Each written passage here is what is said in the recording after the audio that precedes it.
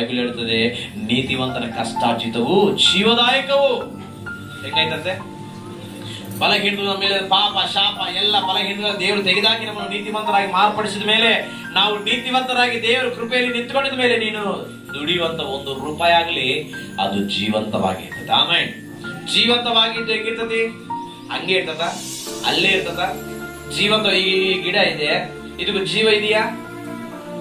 ಇಲ್ಲ. ನೀನು ಎಷ್ಟು ವರ್ಷ ನೋಡಿದ್ರೆ ಹಿಂಗೆ ಇರ್ತದೆ. ನೀನು ವಯಸ್ಸಿಗೆ ಬಂದು ಯವನಸ್ಥನಾಗಿ ಮುದುಕನಾಗಿ ನೀನು ಬಲಹೀನನಾದ್ರೂ ಕೂಡ ಇದು ಹಿಂಗೆ ಇರ್ತದೆ. ಯಾಕಂದ್ರೆ ಅದ್ರಲ್ಲಿ ಏನಿಲ್ಲ, ಜೀವ ಇಲ್ಲ. ಲೋಕದಲ್ಲಿ ದುಡಿಯೋ ಜೀವನ ಅಲ್ಲ ಹಿಂಗೆ.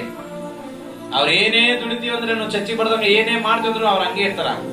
ಏನು ದುಡಿದ್ರು ಕೂಡ ಕೈಗೆ ಹತ್ವಲ್ರಿ. ಯಾಕ್ರಿ ಅಂದ್ರೆ ಯಾಕಂದ್ರೆ ಜೀವ ಇಲ್ಲ ಅದ್ರಾಗ. ಅದೇ ನೀತಿವಂತ ನಮ್ಮ ಕಷ್ಟಾರ್ಜಿತಕ್ಕೆ ಏನಿದೆ ಗೊತ್ತಾ? ಜೀವ ಇರುತ್ತೆ. ಜೀವ ಇರುತ್ತೆ. ಹೆಂಗಿರ್ತದೆ ಅದು? ದಿನ ದಿನ ಏನಾಗ್ತಿರ್ತದೆ? ಏನಾಗ್ತದಪ್ಪ?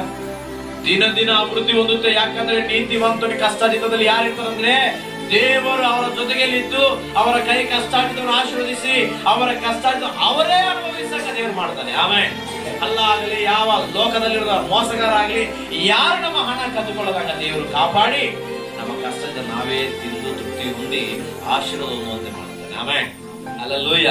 ನೀತಿವಂತನ ಕಷ್ಟಾರ್ಜಿತ ಹಂಗೆ ಯಾವತ್ತೂ ಕೂಡ ಖಾಲಿ ಆಗೋದಿಲ್ಲ, ಕಡಿಮೆ ಆಗೋದಿಲ್ಲ. ಯಾಕಂದ್ರೆ ಆ ನೀತಿವಂತನು ದೇವರ ಕೃಪೆಯಿಂದ ದೀವಿಸಲ್ಪಟ್ಟಿದ್ದಾನೆ. ಆಮೇಲೆ ಆಶೀರ್ವದಿಸಲ್ಪಟ್ಟಿದ್ದಾನೆ.